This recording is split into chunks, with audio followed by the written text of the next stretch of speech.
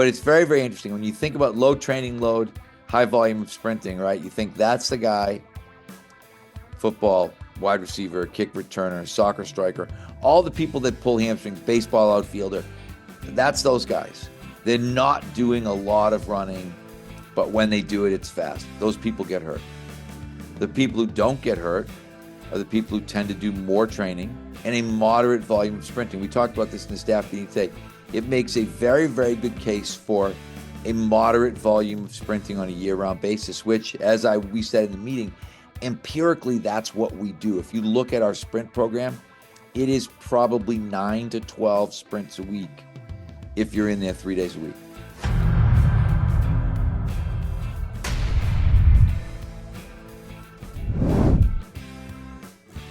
Hey everyone, I'm your host, Anthony Renna. Welcome to episode 429 of the Strength Coach Podcast, the last episode of the year. We talk about relevant topics with top coaches in the fitness industry to help you become a better coach, trainer, therapist, or business owner. We're brought to you by Perform Better, the experts in functional training and rehabilitation. Right now, save 20% on band and tubing equipment. Don't forget, save the dates. The 3-day functional training summits are up. No lineup yet, but Chicago will be June 18th to the 20th, Long Beach, July 9th to the 11th, and Providence, August 20th to the 22nd. Check it all out at performbetter.com. All right, today I have on Coach Boyle. We did our year-end interview. We do this every year. The biggest change for 2025, or really not just only the biggest change, maybe what's stuck from 2024 that they had changed and now they're like, it's in the program. What's coming really in fitness in general in 2026. We're going to revisit his post about adults lifting heavy, really the 1 to 4 rep scheme. He posted again on Instagram about it, got a lot of engagement with it. So wanted to revisit that. And then we're going to talk about something else he posted on Instagram, the Goldilocks Affect for injuries as it relates to training loads and sprinting volume. For the business, for Unicorns Fitness Business Power Play, Mark Fisher's coming on. He's timely message about making and achieving goals. He's going to teach a simple goal setting framework today. But if you want to go deeper and get his full framework for free, you could just email him. He'll send it to you. You'll listen to the segment. He's going to tell you all about it in the segment. Check out businessforunicorns.com. They have a ton of free resources, not just for gym owners, but all trainers. Here's Mark Fisher. Business for Unicorns presents the Fitness Business Power Play. Listen in for one actionable strategy to help you build a gym and a life you love. And if you find value in today's Power Play, go to businessforunicorns.com or click the link in the show notes to access a ton of other free business building resources. So today we're talking about making goals and achieving goals. Okay. So a key element of building a business and a fitness business you love is understanding, well, what do you want to do? Like, what sort of goal do you want? And, if you don't have goals, well, any which way will get you there, right? So I'm going to teach you a simple framework here. And if you want to have a more robust goal setting framework, by the way, here's one of my periodic Easter eggs. Email me, mark@businessforunicorns.com, and just say, hey, Mark, saw you in the Strength Coach podcast, would love your goal setting framework. I'm happy to send it to you for free. I think you're really going to love it. I use my clients. But I'm going to give you a high level overview today, right? Which is, we need to have clear goals, right? So that probably goes out saying, but I mean specific goals, right? Which is to say, we need to have some way of accounting where do you want to be on a certain date and where are you right now, right? So you can track different things.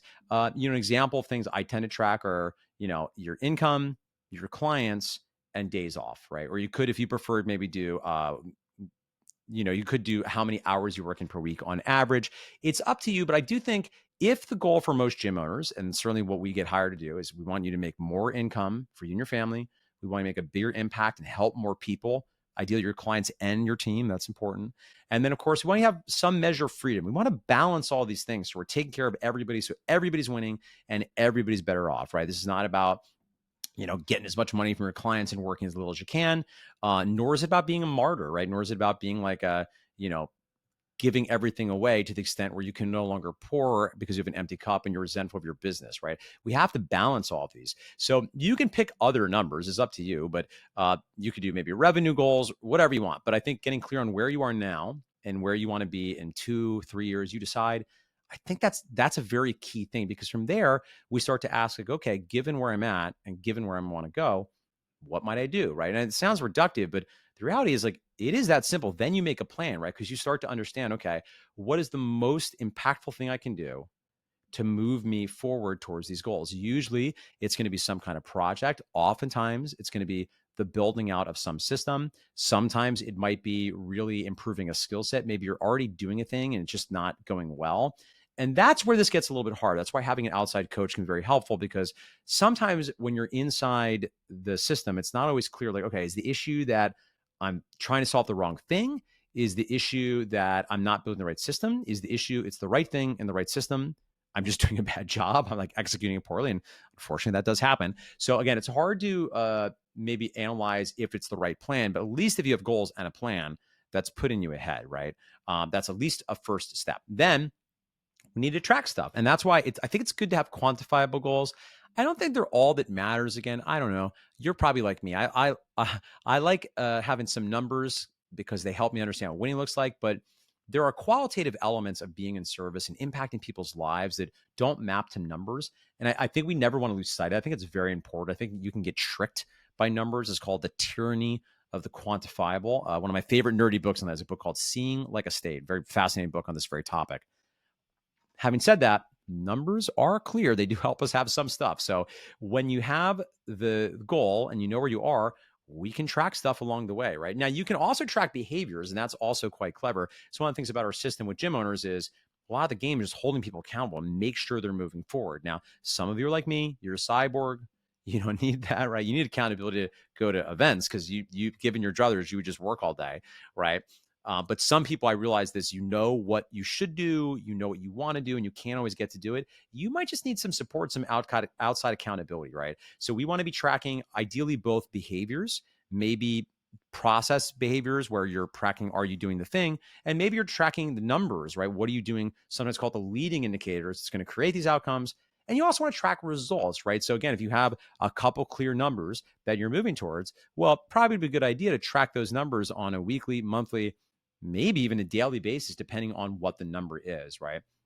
And then, of course, we want to adjust the plan, right? So based on what traction we're getting or not, we maybe need to change the strategy. Maybe we need to do the thing better, or maybe we have the right strategy and we have the skill and we have the right system. We're just not doing the thing consistently. So once you know what the issue is, then you want to solve what is the issue? What is the constraint that's preventing me from getting the results that I want? As a final point, I can't help but say, because I love you so much, I can't help but say, this applies to your personal life too, right? More of your personal life, I think, could go to this as well. And again, I don't think we want to over-index on numbers, and that can be a little bit of a trap. You want to be careful with that. But I hope your life, you have goals that are not just about your fitness business. I hope you have also goals around your physical being. I hope you have goals around the types of relationships you have with your family, with your friends, with your spouse, with your kids if you have kids.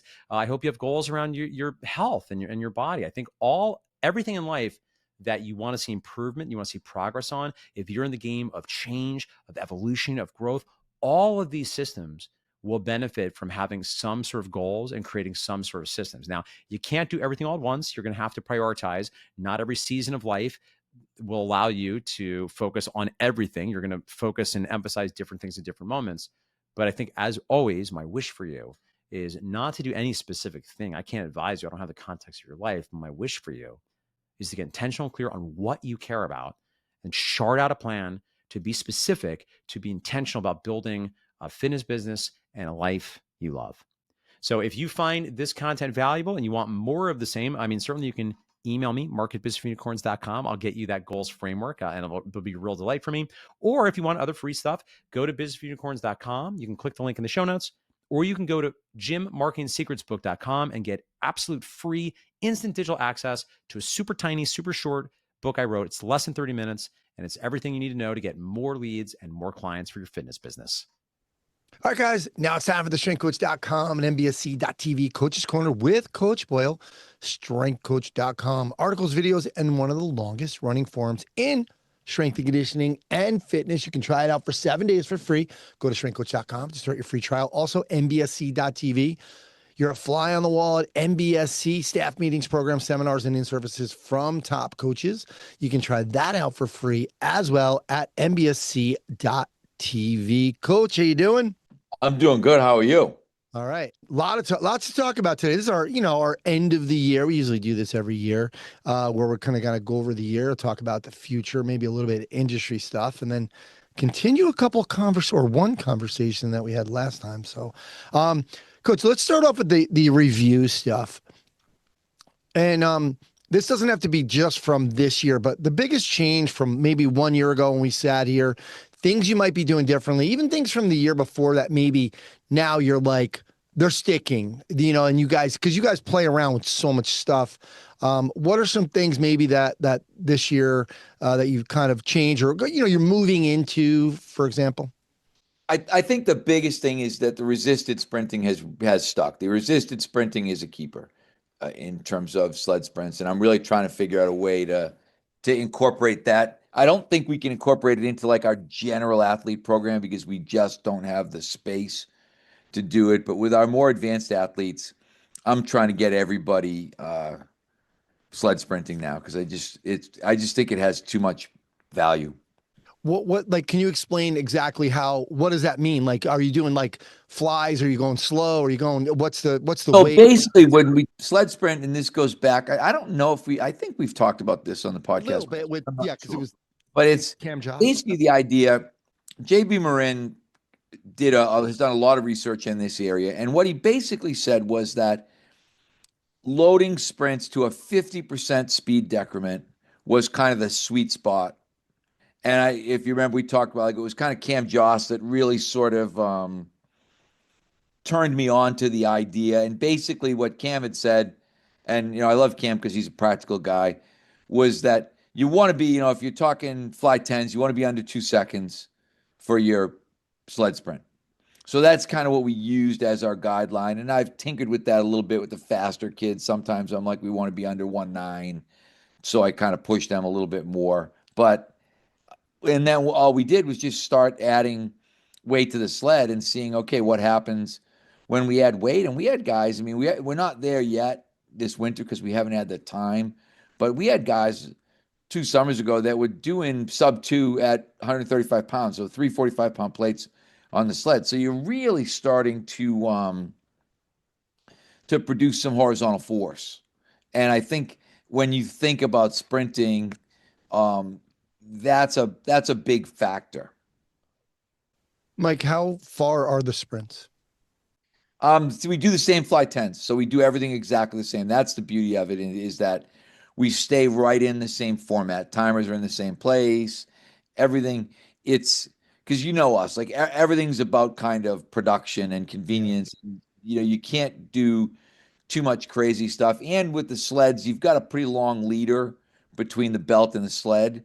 So basically, depending on where we are in Woburn, I tend to do flies with a 10-yard fly in, so we're running 20s. When we're in Middleton, we tend to do flies with a 15-yard fly in, with a 5-yard fly in rather. So we're doing 15s, just because the it's a little bit smaller. Mike, what about some of the force stuff you were Oh, using before? that's the other and that stuff. The depth drop, that stuff has stuck also. So I think that's been consistently part of what we have been doing. Has that taken away from like we have talked about that, the addition subtraction. What have kind of you had to subtract? Well, the good thing is, like with depth drop, we box jump on one side and then step off the other side. Yeah. So it really doesn't. It's like you're getting off the box anyway, but now rather than stepping down, you're dropping down with a little more intention. So it really doesn't change it that drastically because it goes right in. But it probably does. Like it was funny. I was looking at our plyos for this phase with my college kids that are home for the break, and the single leg drops have replaced some of the single leg hurdle stuff. So in the last phase, I want to try to get some single leg hurdle stuff in addition to the single leg depth drop. So the double leg depth drop probably is going to end up getting pushed out because like we can get effectively we're getting 6 plyo exercises in if we've got a 3-day program. So we're getting kind of uh, 2 linear, 2 multi, or 3 linear, 3 multi-directional, one each day kind of thing. Very cool. Mike, let's just kind of switch gears, but stay on the same idea about change. With the staff, you talk a lot about self-help and self-development. You're giving your kids a lot of stuff to read or think about, or you're trying new stuff. Is there anything you've kind of changed from that perspective, really, over the last year or two with Well, what you're telling them? yes. One big thing that we've done, and it's only been the last maybe 4 staff meetings, and I think I said this to you I was reading Bezos' blueprint. One of the things that Yeah. Bezos had talked about was basically having everybody read uh, the letter or the memo that the meeting was about right at the beginning of the meeting. So not giving it to them before, but having them, part of the meeting was actually the reading. And we've been trying to do that every meeting so that we're sort of force feeding a little bit of reading into the meeting where we just take a break. Okay, here's the reading. Kevin had an article that was on Strength Coach today about, I think, 10 mistakes that trainers make or something was the gist of it, because we had been talking about some things. I guess we're always talking about things that we can do better. And the last month has really been, I think, more of the focus on us. Like, okay, these are not really client problems. These are us problems. We're not doing this effectively. So, yeah, I think that's probably the biggest thing is the reading. And then I think in some way just spinning the lens a little bit more around, and it's because it's always hard. I'm so fearful, I think, of being critical of the staff and having people think that I think they're not doing a great job. Yet the flip side is I always want them to do a better job. Like, yeah, would I love to have 20 Kevin Carrs running around out there? Yes. Would I love to have 20 Jess Tolmans? Yes. Would I love to have 20 Courtney Moultons? Yes. And I don't. I mean, I have some, they're all good. I might even say they're all great, but they're not all. It's, I guess, like any team, right? I mean, Sure. if you're looking, you've got kind of superstar starters, role players kind of thing. And that's just the reality of being a part of the team. But we're always trying to think, hey, can we get that next person to be that much better? And in order to do that, we have to shine a little bit of light on what we're not doing well. Well, what do you feel like? What's just give us an example. What's something you're not doing well? Well, one of the things we're not doing well, we're not keeping the clients on time in terms of, okay, you come in for an hour. We were talking about today. We have one female client who takes an hour and a half to do the workout. She adds in sets, she adds in stuff on her own, and we just kind of, we just kind of let her do it. We like her. She's been around for a long time. And I'm like, we can't do this. We have another client who has been around for a really long time, and he's had a couple of injuries. And sometimes I look at him and I think he's just doing his own workout, to be perfectly honest with you. And then I'm like, and everybody knows who we're talking about, but we're not. I said sometimes you got to break a few eggs, right? We might have a situation where we create a little bit of conflict in order to make the business run better. And that's the onus for that is on the coaches. Like, I feel like I shouldn't have to be the one all the time that goes around and said, okay, I'm going to have this conversation with Anthony because we're having a problem. It's like, no, we talked about we reviewed extreme ownership a couple of weeks ago in the staff meeting, and we talked about the fact that, hey, you are in charge of your group. And that's, kind of how we need to do it. Like, we can't be in a situation where every time it gets a little messy or a little sticky that I have to step in or Kevin has to step in or whatever. And we talked about it even today. I know you may have times where you say, all right, I don't feel comfortable with this. I'd like one of you guys to do it. Great. But we just have to do a little bit more of that, a little more housekeeping. For a while, that was people not being on time. It was people showing up late and not rolling. It was people, we've got to keep kind of the machine running because it really is a machine, right? We've got 300 and some odd adult clients that are in there all week, and you can't be as adaptive and as individual as maybe you would like to be. You've got to be able to look at people and think, okay, this is The workout is an hour. You have this much time in this given space. And then you need to responsibly vacate that space so that the next person can come and use that space. Like, and what ends up happening is people learn to work around like, oh, so and so's down there, and I know they don't, they never finish on time, so now I'm going to go over here, and it's like so Yeah. we're just trying to smooth the logistics a bit, I guess. Yeah, that's tough. I remember going to doing a strength coach TV at Bobby Smith, RYPT, and he literally said, we're going to spend, the first 6 minutes are going to be here, the next 4 minutes, he had every minute dialed, and I know Oh you yeah, guys. yeah, It's that's very how we are. important. Honestly, Yeah, that's us.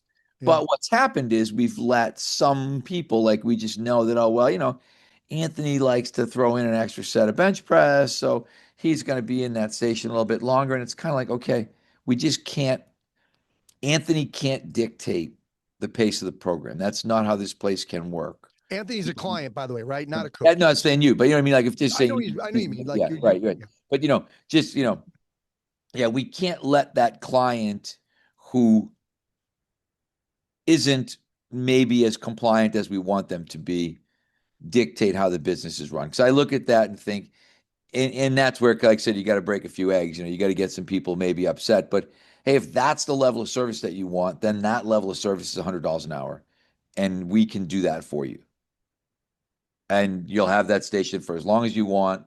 But in this group product that we have, that's $30 an hour. We can't afford Yeah. to let people dictate to us how the system is going to run. And it's like it's any business, right? It's any small business. Like, you're in the bar business, right? Oh, he's a regular. He's here all the time. He spends a lot of money. Do you know what I mean? And then you start looking and thinking, yeah, he's a regular pain in the ass is what he is. You know what I mean? Like, Yeah. and I can't, if I put up with this, now I've got other regulars who are either upset or want the same privilege, or are upset and want the same privilege. Yeah. And I always look at that. I say, I don't care what business it is. I don't care, coffee shop, dry cleaner, whatever. There's got to be a way that you're going to run the business. And Yeah.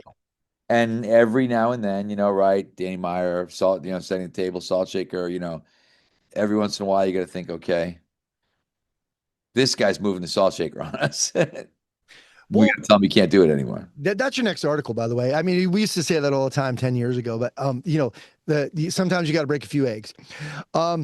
Mike, what about, and I'm going to go general into specific with this, but just a few, like, what are you seeing out there?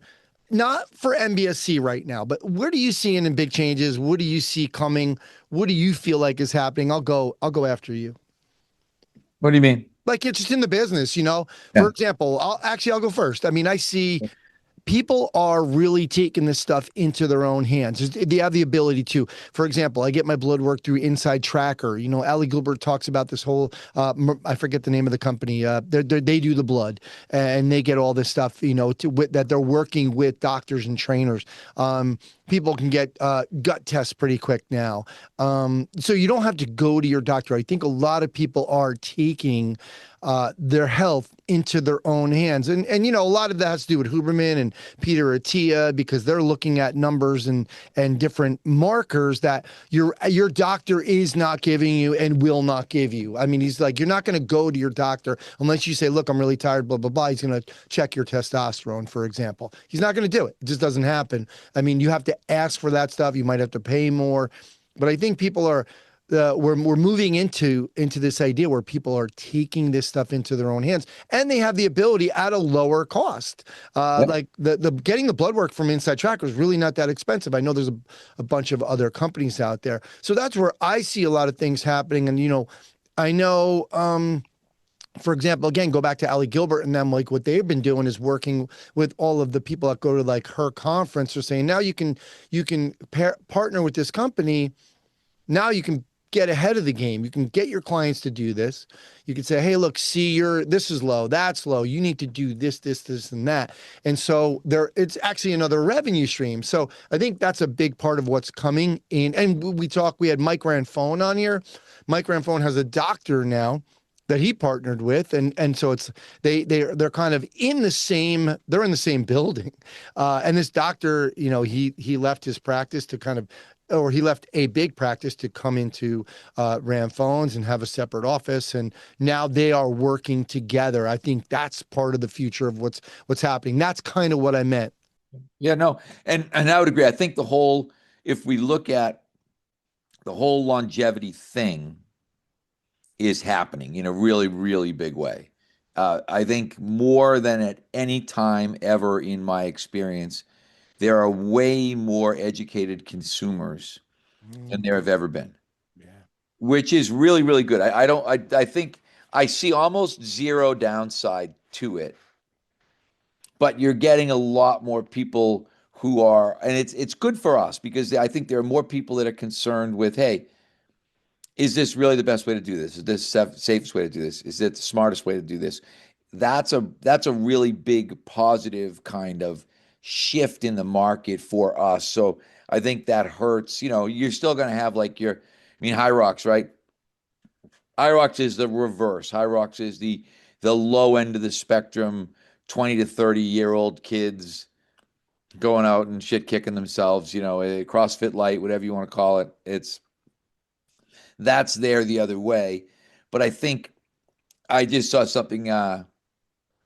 Orange Theory just hired a new president or CEO or something like that, and they're going to become more longevity focused. So it'll be less about just beating the snot out of yourself in some crazed interval thing that you go and do Yeah. a couple days a week, and probably again a more intelligent. The good thing is a more intelligent approach that probably swings more towards what I would call the MBSC approach. I think it's kind of like the pendulum is swinging wonderfully right at us, and not in a bad way. It's not like we're going to get hit with it, but it's just going to push a whole lot of business in our direction because people are getting smarter. And it's interesting. So today, I don't know if you saw I made a post last night because I'm so sick of the just lift heavy shit, 1 to 4 reps. And I'm just like, no, like this is internet influencers giving out bad information.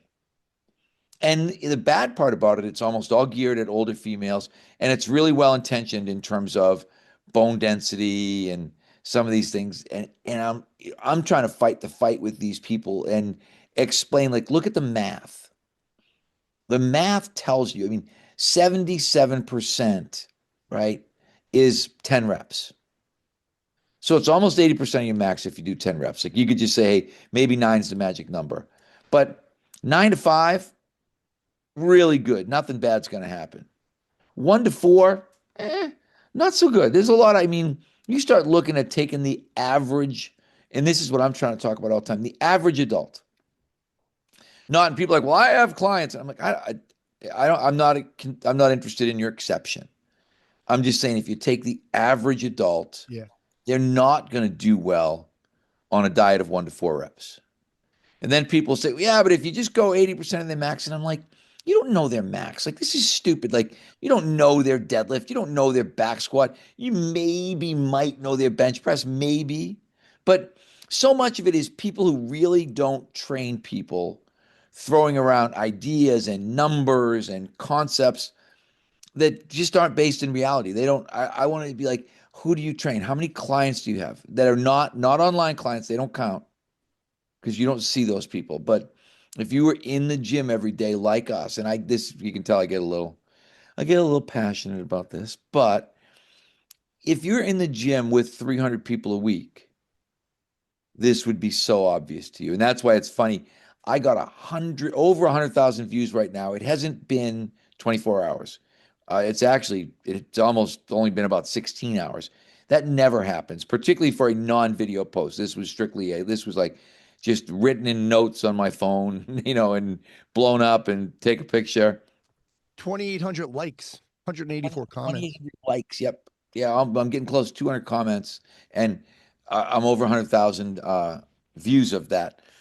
So that tells you a lot about where we kind of are. And I think that's where we're at a little bit because and I feel bad. It's like the Stacy Sims of the world. I happen to like Stacy Sims. She's a Springfield College graduate. I think she's extremely smart, but I think the lift heavy shit message that she's pushing on women is uh is probably well intentioned but misinterpreted. And if you've ever seen Stacy, I don't know if you've seen, I mean, she's a freaking brick shit house. Like she's, she played 2 sports in college. She's in unbelievable shape. She does freaking ultra marathons.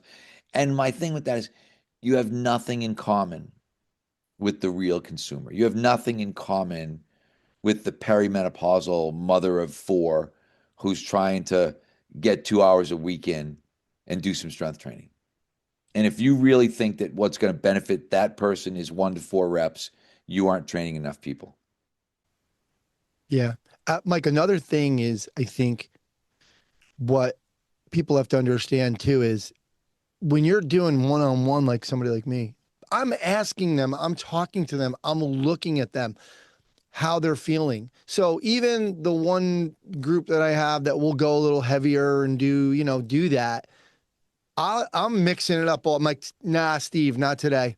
Let's bring this down to 225 because that's fine for you, and let's just add a couple more reps. You're fine. You didn't get great sleep, whatever. I'm always, so it is a thing where you can't just make a blanket statement with those kind of loads because it is too dangerous, and you really have to be on your game, watching them, talking to them, and making sure you're really just doing Right. your job. Well, it's funny because people are saying to me the opposite, like you can't make a blanket statement about not doing it. And I'm like, yes, I can.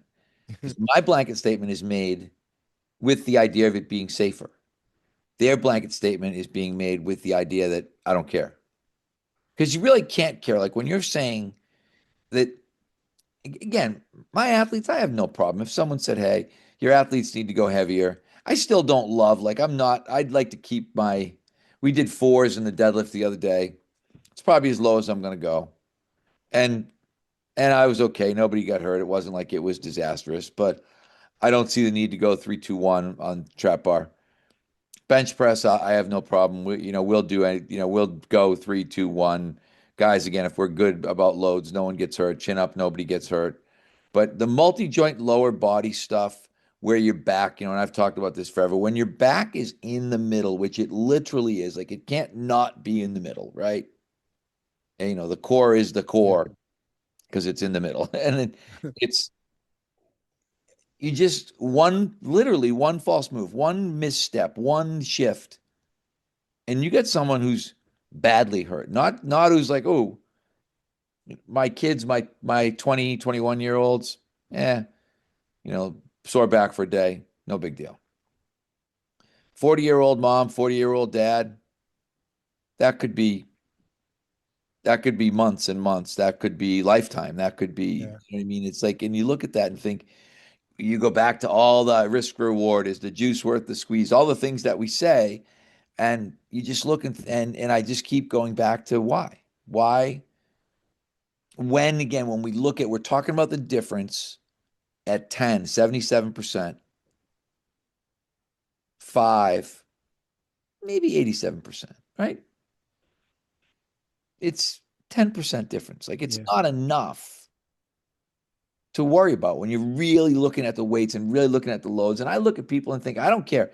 I've seen people, hey, if you do really good, solid, hard sets of 10, you're going to get strong.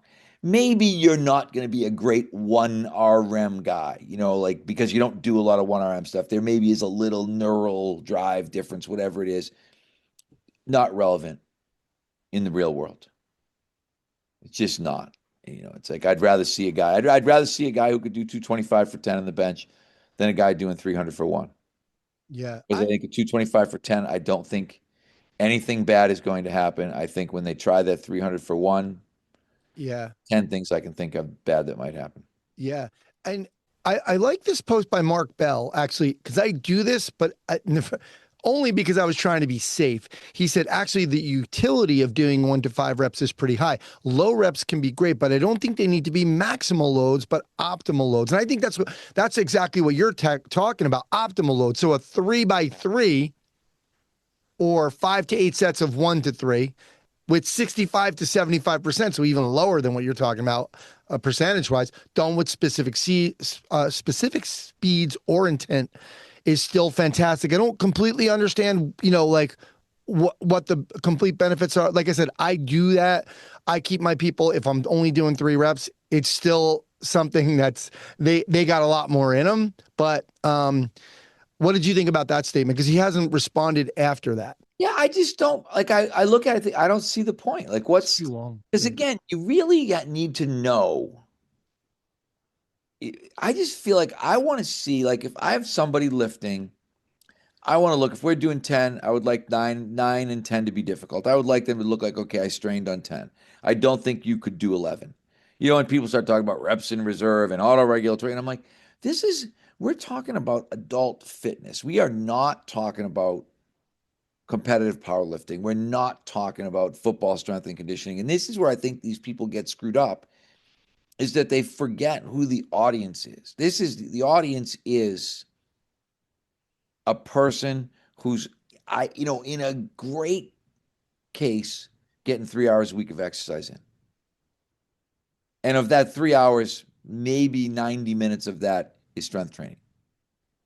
And they're not, the sophistication level is really, really low. And then people start arguing the same thing. Like, there's a bunch of those on there. Well, I'm 60 and I've been training like this since I was 15. And I'm like, great, fucking knock yourself out. Yeah. Like, I'm fine with it. But that has nothing to do with the topic. And that's why someone else saying, oh, the load really varies depending on, whether you do isometrics or eccentrics. I'm like, great. I understand that completely. That's also not what we're talking about. What we're just talking about is the idea, how many reps do you think? Let's just stake. How many reps should a 50-year-old soccer mom do? If you can look at me and say, hey, I think a 50-year-old soccer mom is fine between 1 and 4 reps, I'm going to think you haven't trained very many people. You're going to look at that and think, that's probably not where I want and or need to go for that person to get out of it what I would like them to get out of it. We can't go by outliers. Right, And exactly.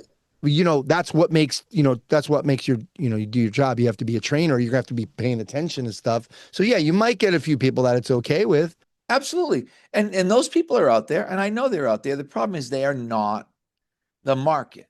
Yeah, exactly. And when you're and that's what, people, it's really funny because one of the other criticisms I get, like, everything you do as a business underlying reason Yeah. to, because I'm in business. Yeah. Why would I not have an underlying business reason?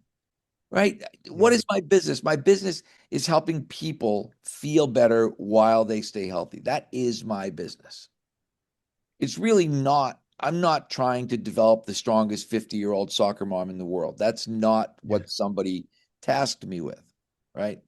Or the strongest 60-year-old dad in the world. No one tasked me with that one either. But they said, hey, we're going to try to train 400 adults a week in a way that's really safe and effective and allows them to move better and feel better when they get up in the morning and live longer. These are all the real goals. And we got all these, and that's the problem with our field, right? We got all these Yeah. meetings who don't really understand. They think that they are the market.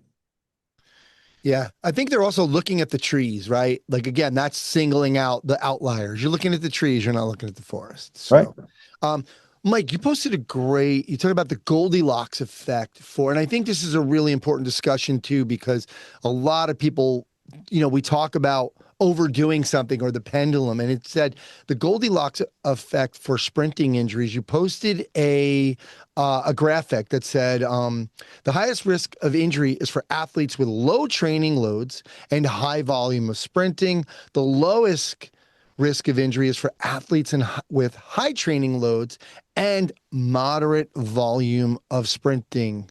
So just kind of expand on this and Yeah, talk that about was a how guy named Peter Turney yeah. posted that. I don't know if it was his study or not, or if he posted somebody else's study. So I won't say that I know clearly, but it's very, very interesting. When you think about low training load, high volume of sprinting, right? You think that's the guy, football, wide receiver, kick returner, soccer striker, all the people that pull hamstrings, baseball outfielder, that's those guys. They're not doing a lot of running, but when they do it, it's fast. Those people get hurt. The people who don't get hurt are the people who tend to do more training and a moderate volume of sprinting. We talked about this in the staff meeting today.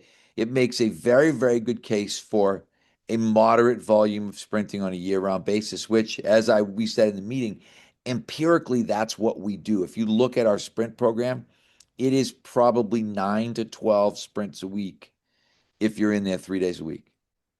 It's right in that.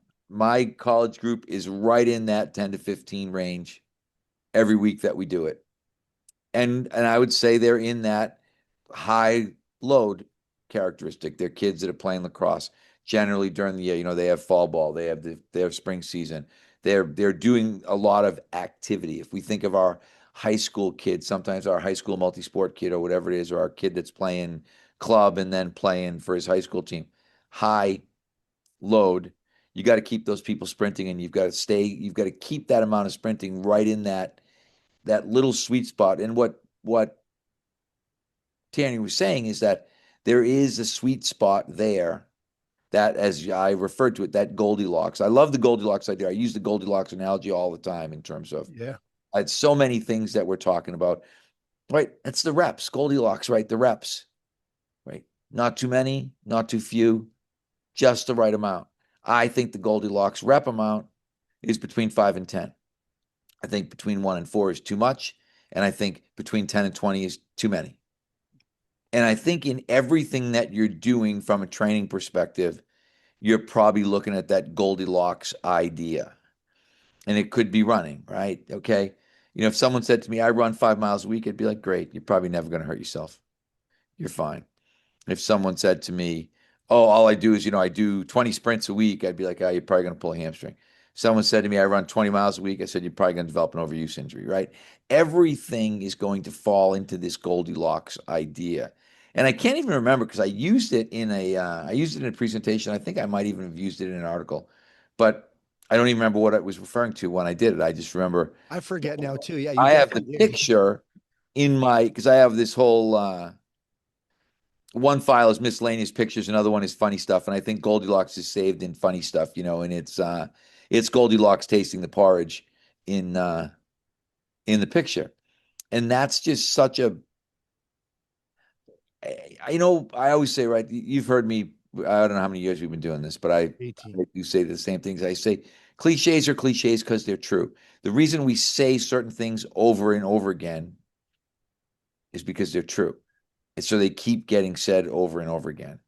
And like you said, you can't plan for the outliers. Someone might be like, I like my porridge smoking hot. Well, that's good. Don't burn yourself. But the average person, not going to be good. And someone else might say, I love cold mush. Like that's what I want. Like I want those, I want to be able to eat it, right out of the fridge. Great.